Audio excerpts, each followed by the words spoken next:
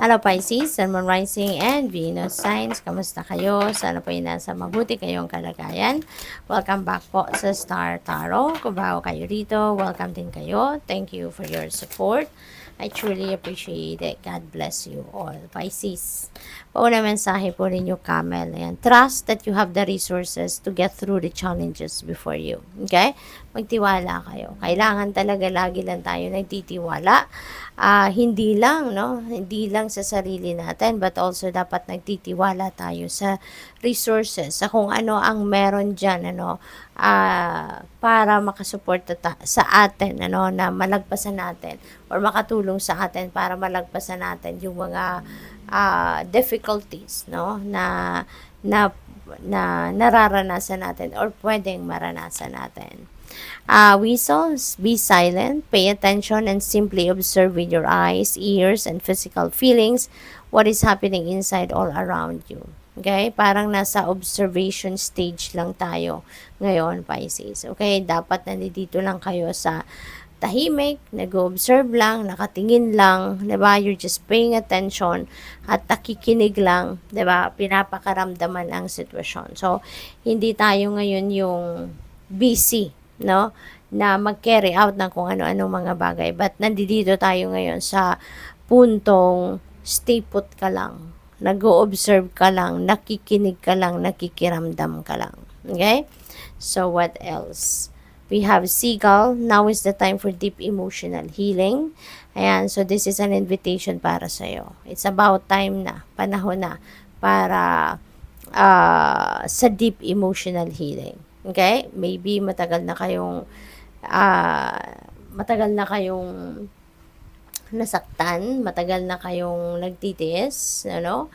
Pero hindi kayo makapag-move forward kasi hindi pa kayo nag-heal, hindi pa kayo makapag-move on sa buhay kasi something is still bothering you, no? Kaya ngayon, para makapagsimula na kayo ng bagong buhay, makausad na kayo sa buhay, you're being invited here, no, to heal, no? Start healing process, okay?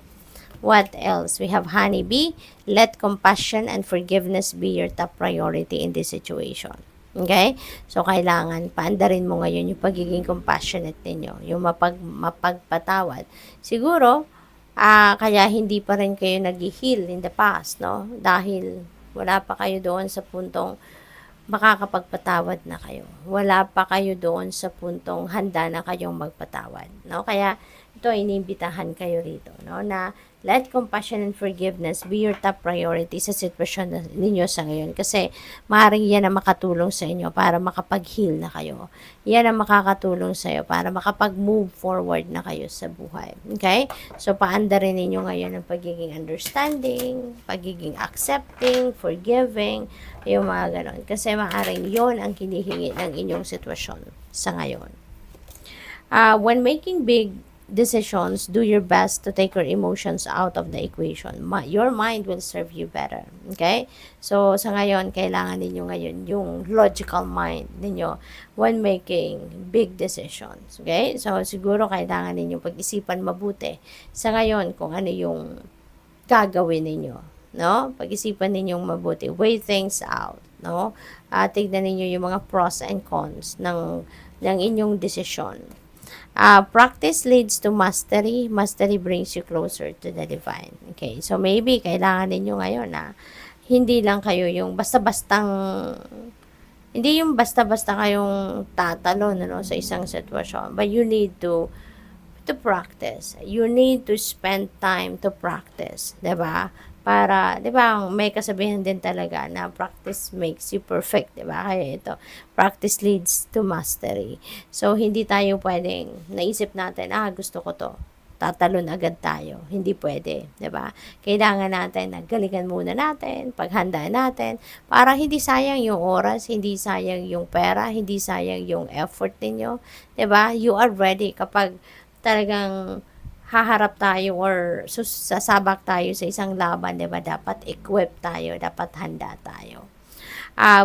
You may get knocked down in life. Getting up is a choice. Always get up.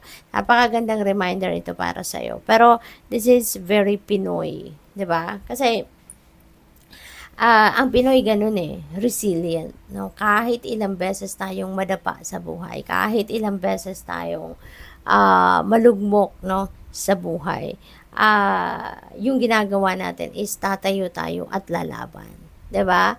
Parang, hindi tayo sumusuko ng basta-basta. Kaya ito rin ang reminder sa inyo, 'di ba? Always get up. Getting up is always dapat the choice, 'di ba? Sa kahit anumang klaseng problema ang pagdaanan natin, bangon tayo. Kasi there's no other way, 'di ba? Dapat napupuntahan tayo, but pagbangon. Dapat lagi tayong magba-bounce back sa buhay, 'di ba? So what else? We have reach out with compassion to someone who seems down. You may be the light that bring them out of the darkness. Ayan, Pisces. So siguro ito yung inyong mission sa ngayon, no? To be the light, no, of other people, to be an inspiration to other people. Maaaring yung magiging advice ninyo, yung masasabi ninyo sa taong ito, baka ito yung makakatulong sa kanya para magkaroon din ng liwanag ang isipan niya, magkaroon siya ng enlightenment, magkaroon siya ng magandang pakiramdam, mas maging excited siya, 'di ba? Na mas maging excited siya siguro na harapin, no, yung hamon ng buhay kasi siguro sa tulong ng kung ano man ang mga pananalitang mai-share mo sa kanya, yung wisdom na mai-share mo siya sa kanya, maaaring yun ang mag-inspire sa kanya sa ngayon. So good luck sa iyo. Thank you for watching. Love and light. Namaste.